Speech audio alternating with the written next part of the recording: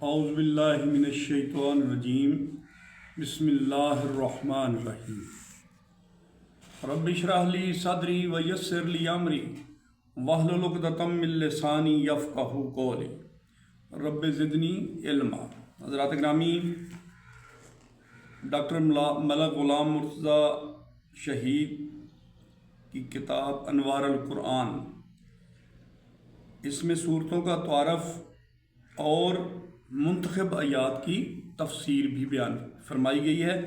تو آج ہم جو پڑھ رہے ہیں وہ ہے جناب سورۃ الصاد ہے، اور ارشاد باری تعالیٰ ہے کتاب انزلنہ الیک مبارک لیدبروا آیاتہ ولتذکر اولو الالباب۔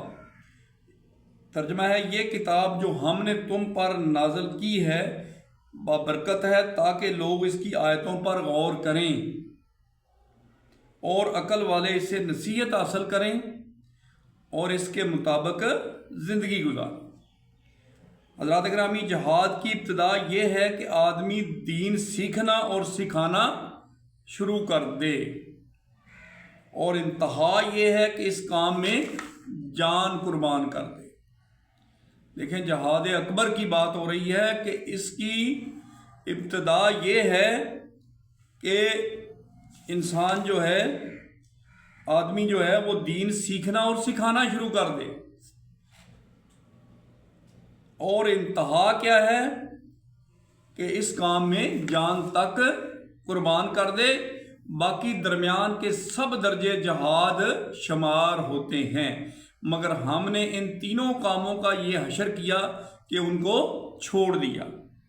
نماز کے بارے میں حدیث شریف ہے، تمہاری نماز میں تمہارا حصہ وہی ہے جو تم نے سمجھ کر پڑھا۔ نماز پڑھنے کا مطلب کیا ہے؟ اس میں تمہارا حصہ کیا ہے؟ جو تم نے سمجھ کر پڑھا۔ اگر آپ نے بسم اللہ الرحمن الرحیم پڑھا تو اس کو بھی سمجھ کے پڑھا کہ میں شروع کرتا ہوں اللہ کے نام سے جو بڑا مہربان نہایت رحم فرمانے والا ہے۔ اب اس کو اگر سمجھ کر پڑھیں گے تو ایک کیفیت ہمارے اوپر طاری ہو جائے گی، آہستہ آہستہ آہستہ ہمیں وجد آنا شروع ہو جائے گا۔ تو یہ کوئی جنتر منتر تو ہے نہیں کہ اسے بغیر سوچے سمجھے پڑھ لیا جائے۔ اس مرحلے سے ذرا اور آگے بڑھیں تو یہ حال ہو گیا کہ فرض نماز آئی اور گزر گئی۔ آج کل بڑے بڑے بزرگ بھی یہی عمل کرتے ہوئے نظر آتے ہیں۔ نتیجہ یہ نکلا کہ نماز چھوٹ گئی، یہاں تک کہ اب ان میں سے بعض کو نعوذ باللہ نماز کی حاجت ہی نہیں رہی۔ سید الانبیاء محمد رسول اللہ صلی اللہ علیہ وسلم کو زندگی کے آخری لمحے تک نماز کی حاجت رہی۔ مرض الموت تک مسجد میں اسی طرح تشریف لاتے کہ صحابہ کرام دائیں بائیں سے سہارا دے کر تقریباً اٹھایا ہوا ہوتا، اور آپ کا پاؤں زمین پر گھسٹتا ہوا چلتا، اور گھر سے لے کر مسجد کی صف تک پاؤں کے انگوٹھے سے ایک لکیر کھینچ جاتی، غرضے کے آخری لمحہ تک نماز نہ چھوڑی۔ صحابہ کرام تلاوت کرتے ہوئے گھنٹوں تک روتے رہتے تھے، اور انہیں تلاوت کرتے ہوئے وجد آ جایا کرتا تھا۔ امام ابو حنیفہ رحمۃ اللہ علیہ کا ذکر ہے کہ ایک دفعہ پوری رات ایک آیت کی تلاوت کرتے رہے اور روتے رہے، اور یہ آیت کون سی تھی؟ سورہ یاسین کی وہ آیت جس میں ہے وَامْتَازُوا الْيَوْمَ أَيُّهَا الْمُجْرِمُونَ۔ یاسین سورت کی 59 نمبر آیت ہے۔ اللہ فرماتا ہے، اے مجرموں، آج تم علیحدہ ہو جاؤ، یعنی فالن کیے ہوئے ہیں، سب کو فالن کیا ہوا ہے، لیکن اللہ تعالیٰ حکم دیتا ہے اے مجرموں تم علیحدہ ہو جاؤ۔ اس وقت کیا حشر ہوگا، کیا حال ہوگا جب سب کھڑے ہوئے لوگوں میں سے مجرموں کو اللہ حکم دے گا کہ علیحدہ ہو جاؤ بھائی تم لوگ۔ حضور پاک صلی اللہ علیہ وسلم اور صحابہ کرام کے ذوق کا یہ عالم تھا کہ انہیں وجد بھی قرآن کی آیات پر آتا تھا، اور ان کے آنسو قرآن کی آیت کی وجہ سے بہتے تھے۔ ایک صحابی سے حضور پاک صلی اللہ علیہ وسلم نے ارشاد فرمایا کہ مجھے قرآن مجید سناؤ۔ انہوں نے تلاوت کی تو حضور پاک صلی اللہ علیہ وسلم رونے لگے۔ تو علامہ صاحب کا ایک فارسی کا شعر ہے، وہ فرماتے ہیں ہمارے ہاں کا صوفی جس نے پشمینہ پہن رکھا ہے عجب حال میں مست ہو گیا ہے، اسے قرآن پر وجد نہیں آتا لیکن جب قوال کو سنتا ہے تو اسے وجد آنے لگتا ہے۔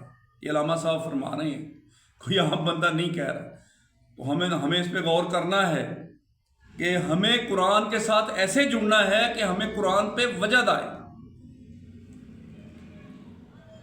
تو حضرات گرامی، ہمارے یہاں صوفی کا جس نے پشمینہ پہن رکھا ہے عجب حال میں مست ہو گیا ہے، اسے قرآن پر وجد نہیں آتا لیکن جب قوال کو سنتا ہے تو اسے وجد آتا ہے۔ تو ہم نے ابھی اس چیز کو اپنی زندگی سے نکالنا ہے، ہم نے قرآن پاک کو زندگی میں لے کے آنا ہے۔ یہی نجات کا ذریعہ ہے، یہی صحابہ اکرام کا طریقہ کار ہے، یہی نبی پاک صلی اللہ علیہ وسلم کا طریقہ کار ہے، اور یہی اللہ تعالیٰ کا حکم بھی ہے۔ اور اگر ہم اس پہ عمل کریں گے تو انشاءاللہ تعالیٰ کامیابی ہمارے قدم چومے گی۔ اور وہ جو چیلنج ہمیں دیا گیا تھا، ہمیں انسان ایز اے ہیومن بینگ، ہم نے ایک چیلنج قبول کیا تھا، ہم نے اللہ کی راہ پر چلنا ہے، اور شیطان نے کہا تھا کہ میں تمہیں روکوں گا، میں اس کو روکوں گا۔ تو ہم اس وقت کامیاب ہوں گے جب ہم اللہ اور اس کے رسول کی اتباع کریں گے۔ اور اتباع جو ہے وہ کس میں ہے؟ وہ عمل میں ہے۔ عمل سے زندگی بنتی ہے، جنت بھی جہنم بھی، یہ خاکی اپنی فطرت میں نہ نوری ہے نہ ناری۔ حضرات گرامی، آج اسی بات پہ ہم اجازت چاہتے ہیں آپ سے، انشاءاللہ کل پھر حاضر ہوں گے۔ اس کے ساتھ ہی اللہ حافظ۔